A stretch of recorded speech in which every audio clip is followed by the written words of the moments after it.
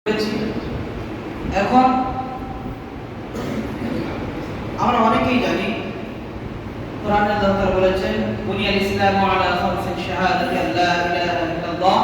মানে কোরআনকে তারতিলান নাযিল করেছে এবং কোরআনকে সেই তারতিলান অর্থাৎ থেমে থেমে রুকে রুকে যে ব্যক্তি পড়বে এবং তার সিহাত তার আদায়কে তার মাখারিজের প্রতিটা অক্ষর থেকে সে শিক্ষা অর্জন করে। তো টোটাল আমাদের যে সিস্টেম আছে কিতাব আছে আমরা দেখাবো আপনাদের সম্মুখে। তো এই কিতাবে 14টা ভাগ করা হয়েছে।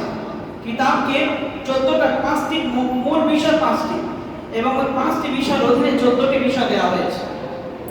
কথা বুঝতে পেরেছেন? তো এই 14টি বিষয় সর্বপ্রথম যে চ্যাপ্টার যে মেইন যে পার্ট সেটা হলো কোরআনুল কারীম। এই কোরআন সকলের জন্য আমাদের সকলের জন্য কোরআনকে জানতে হবে। তো সেই কোরআনকে সহি শুদ্ধ করার জন্য আমরা অনেক কথা শুনেছি।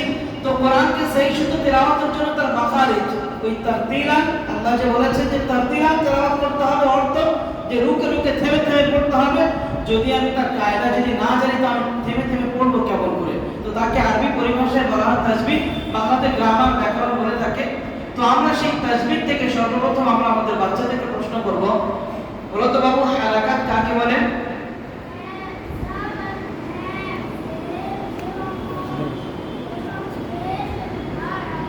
কেমন হয়? আলিফ সর্বদা হারাকাত এবং জজম থেকে খালি হয়, হামজা কখনো খালি হয় না। মাশাআল্লাহ, জাযাকাল্লাহ। এরপরের প্রশ্ন, খাড়া জবর কার সমতুল্য হয়? খাড়া জবর আলিফ মাদ্দা সমতুল্য হয়। মাশাআল্লাহ, জাযাকাল্লাহ। সাকিন যুক্ত অক্ষরকে কিভাবে পড়তে হয়? সাকিন যুক্ত হামজাকে একটু ঝটকা দিয়ে পড়তে হয়। সাকিন যুক্ত অক্ষরকে সাকিন যুক্ত অক্ষর সাকিন যুক্ত অক্ষরকে একটু ঝটকা দিয়ে পড়তে হয়। আগে দাও। তানবিন কাকে বলে? তো সবর তো সের এবং তো পেশ কেতা নবীন বলে। মাশাআল্লাহ, জাযাকাল্লাহ। দেখুন এই সমস্ত বিষয়ে আমরা আমাদের বাচ্চাদেরকে গ্রামার সম্পূর্ণভাবে শিক্ষা দিয়ে থাকি। তারপরে আমরা আমাদের বাচ্চাদের হাতে কোরআনের কালাম পাক আমরা তুলে দিয়ে থাকি। দেখুন যদি আমি আপনি তাজবিদ যদি সম্পূর্ণ না করতে পারি তো কোথাও কি আমার কোরআন তেলাওয়াত ভুল হবে। আর সেই নামাজ সেই কোরআন তেলাওয়াত আমি নামাজের মধ্যে তেলাওয়াত করব, নামাজ আল্লাহর দরবারে গ্রহণযোগ্য হবে না।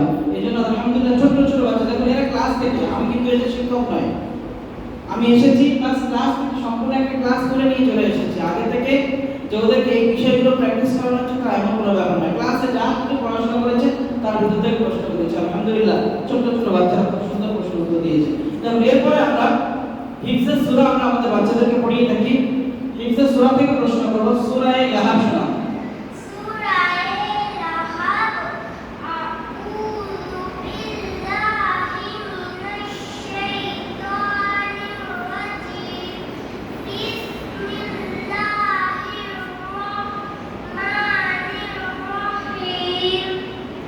তাব্বাত ইয়াদা আবি লাহাবিন ওয়া তাব।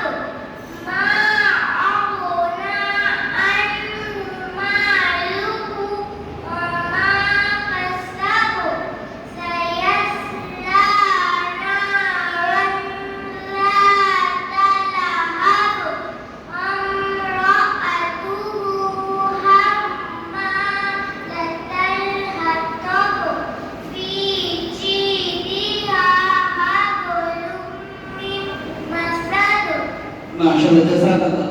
ভাই আমাদের সম্মুখে যে তেলাওয়াত করেছে এই বাচ্চারা মাদ্রাসায় পড়ে না দিনিয়াতে পড়ে? ভাই একটু বলুন না সবাই। দিনিয়াতে।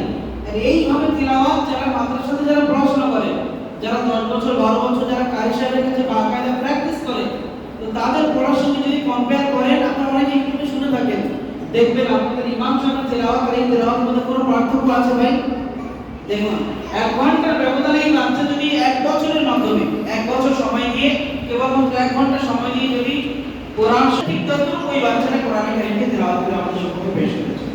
মাশাআল্লাহ। এরপরে আমরা কোরআনে কারীমের পরে আমরা রাসূল করিম সাল্লাল্লাহু আলাইহি ওয়াসাল্লামের সুন্নাতকে আমরা আমাদের বাচ্চাদেরকে তাদের জিন্দেগিতে কিভাবে সুন্নাত আসবে, সুন্নাত তরিকা অনুযায়ী আসবে আচ্ছা, আরেকজনকে আমি প্রশ্ন করবো, সূরা ফাতিহা শোনাতে পারবো?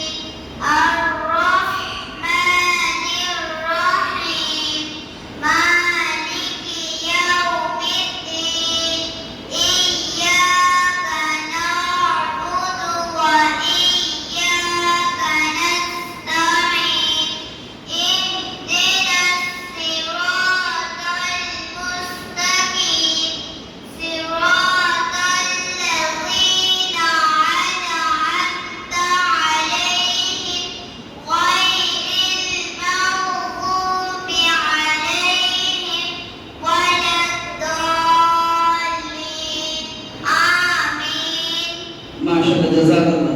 ভাই কোরআনের তেলাওয়াত শুনে গায়ের লোম পর্যন্ত খাড়া হয়ে যাচ্ছে, তাই না? দেখুন ছোট্ট বাচ্চার তেলাওয়াত দেখুন, আল্লাহ তাআলার মুজিজা, এটা কোরআনের মুজিজা। আল্লাহ প্রমাণ করে দিয়েছেন যে আমি এই কোরআন পড়লে সে হবে জান্নাতের অধিবাসী। অর্থাৎ আল্লাহ রাসূল সাল্লাল্লাহু আলাইহি ওয়াসাল্লাম বলেছেন, আল আদঈয়াতুল মাসরুনা, কিছু মাসনুন দোয়া রয়েছে, সেই সমস্ত মাসনুন দোয়া যদি আমরা আমাদের বাচ্চাদের জিন্দেগিতে যদি আসে আর আমরা সেই বাচ্চার একটা যদি ব্যবস্থা করে দিতে পারি, তো প্রতিটা সুন্নাত জিন্দা হবে, প্রতিটা দোয়ার উপর আমল হবে, আর একটা একটা সুন্নাতের বদলে আল্লাহ তাআলা 100 জন শহীদের সওয়াব তার আমলনামায় লিখবে। ওই বাচ্চা যেহেতু এই সমস্ত বাচ্চা এদের উপরে শরীয়ত ইসলামের কোনো বিধিবিধান লাগু হয়নি, এরাও পাবে, এদের মা বাবারাও পাবে, কমিটি করতে পাবে, এলাকাবাসী সকলেই কিন্তু এই সওয়াব বরকত পাবো। ইলম অর্জনের দোয়া,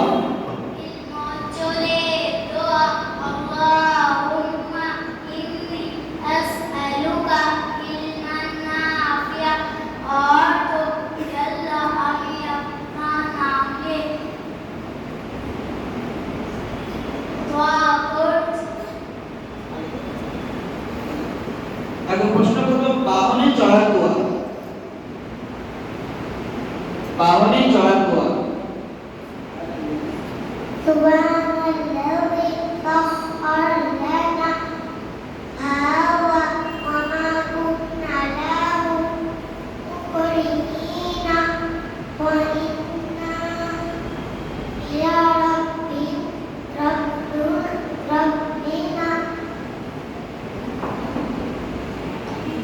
লামুনকারিমুন। মাশাআল্লাহ, ছোট্ট বাচ্চা দেখুন, এই সমস্ত বাচ্চারা ক্লাস থেকে তুলে আনছে, কোন প্র্যাকটিসে আলাদাভাবে হচ্ছে তার জন্য নয়, ক্লাস থেকে তুলে এনেছে, ছোট্ট বাচ্চা নার্ভাস হতেই পারে। ঠিক আছে, এতগুলো বাচ্চা তো দেখে এরপরে প্রশ্ন আমি আরেকজন প্রশ্ন করবো, বলুন তো বাবু, খাওয়ার শেষের দোয়া। খাওয়ার শেষে দোয়া করব, আলহামদুলিল্লাহিল্লাযী আতা'মানা ওয়া সাকানা ওয়া জা'আলানা মুসলিমিন। অর্থ সমস্ত প্রশংসা সেই মহান আল্লাহর, যিনি আমাকে আহার করিয়েছেন, পান করিয়েছেন ও মুসলমান রূপে সৃষ্টি করেছেন। মাশাআল্লাহ, জাযাক। এই কালার দেখে এরা একটু ইমপ্রেস হয়, এদের খুব ভালো লাগে, কেবলমাত্র ব্ল্যাক এন্ড হোয়াইট হলে এদের ভালো লাগবে না, যে কি বই পড়ছি। আর আমরা ছোটবেলাতে আমরা নিজেরা যখন মক্তবে পড়েছি, তো সেখানে দেখেছি বাগদাদি কায়দা একসাথে কোরআন আমরা পড়েছি, কিন্তু এখন যুগ উপযোগী আপডেট হচ্ছে, বাচ্চাদের মাইন্ড চেঞ্জ হচ্ছে, যেটা দেখতে ভালো লাগে সেই জিনিসটাকে তারা তাদের মধ্যে একটা আকর্ষণ বাড়ায়। এই দেখেন, এই যে কিতাবটা আছে, কিতাবের মধ্যে বিভিন্ন কালার দেওয়া আছে, এই কালার দেখবে, এবং শরীয়তের যে সমস্ত ছবি কিছু দেওয়া আছে, যেগুলো হচ্ছে আরবিতে দেওয়া আছে, কোন মূর্তির ছবি বা কোন জন্তু জানোয়ারের ছবি দেওয়া থাকে না, দেখছেন? এই সমস্ত ছবি নিয়ে এই সমস্ত বইটাকে কালারিং করে আমাদের বাচ্চাদের মনকে আকর্ষণ বাড়ানোর জন্য, যাতে তারা বইটাকে পড়ার জন্য আগ্রহী হয়, সেই জন্য তাদেরকে বইটাকে কালারিং করা হয়েছে। দেখুন, এর সাথে সাথে আমরা দোয়া সুন্নতের পরে আমরা আমাদের বাচ্চাদেরকে রাসূল করিম সাল্লাল্লাহু আলাইহি ওয়াসাল্লামের সিরাতকে শিখিয়ে থাকি। তার জন্য রাসূল করিম সাল্লাল্লাহু আলাইহি ওয়াসাল্লামের হাদিস আমরা